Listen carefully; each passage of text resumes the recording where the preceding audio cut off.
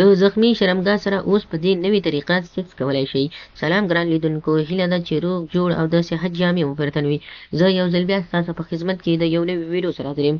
هیله ده چې د پام وړ مو وګرځېږي. تر هر څه دمخه باید یادونه وکړم، که زموږ چینل مو نه وي سبسکرایب کړی نو زموږ چینل سبسکرایب کړئ او په خوا کې ورسره د ګوګړي نشان ووهئ. مننه.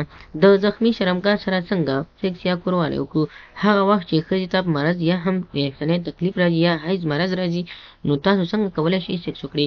یو ملګري پوښتنه کړې وه، ویلي و چې زه هر ځل چې کله زه ډېر دغه شم نو باید څنګه سیکس له مېرمنې سره وکړم.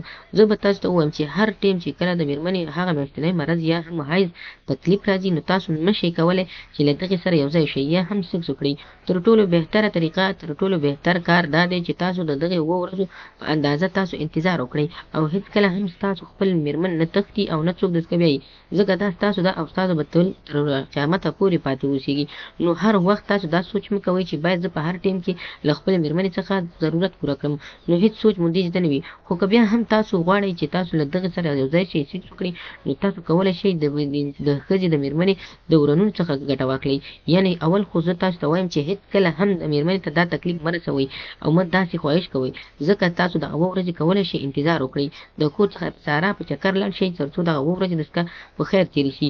نو دا تر ټولو بهتره طریقه ده چې تاسو هېڅکله هم د مېرمنې سره په دغو ورځو کې نه یوځای کېږئ، ځکه الله پاک تاسو ته ویلي چې هر هغه کار چې تاسو ته یې حلال ښودلی نو باید وشي. کوم کار چې تاسو ته حرام ښودل شوی د هغه څخه سرغړونه ونه شي، باید تاسو هغه کار چې حرام دی هېڅکله ونه کړئ. یعنې زموږ مطلب دا دی چې که چېرته تاسو دغه ځان هېڅکله هم ونه غواړئ چې تاسو د مېرمنې سره یوځای شئ، نو باید بیخي یوځای نه شئ. او که چېرته تاسو باندې شیطان زورور وي او تاسو څخه غلطي کېږي یا هم د بل ځای څخه ځئ یا هم د نورو ښځو څخه دغه خواهش پوره کوئ، نو تاسو بیا کولی شئ چې د مېرمنې د ورنونو څخه یا هم د مېرمنې نور ځایونه چې هغه ځای چې تاسو ته ډېر خوند درکوي، نه هغه ځای چې کوم ځای ډېر حرام وي، یعنې لکه د شا طریقې څخه تاسو نشئ کولی استفاده وکړئ. د مېرمنې د ورنونو څخه استفاده کولی شئ او خپل ځان خلاصولی شئ. خو زه بیا هم وایم چې تاسو باید دغه کار ونه کړئ. او که بیا هم تاسو باندې چېرته شیطان زورور وي او تاسو نشئ کولی ځان کنټرول کړئ، نو بیا کولی شئ مېرمنې د دغه ځای څخه چې تاسو ته ما وښودو استفاده وکړئ یا ګټه واخلئ. نو خدای دې وکړي ملګرو زموږ ویډیو څخه غلط مطلب وانه کړئ. زموږ ویډیو لایک کړئ، شیر کړئ، زموږ چینل هم سبسکرایب کړئ. مننه.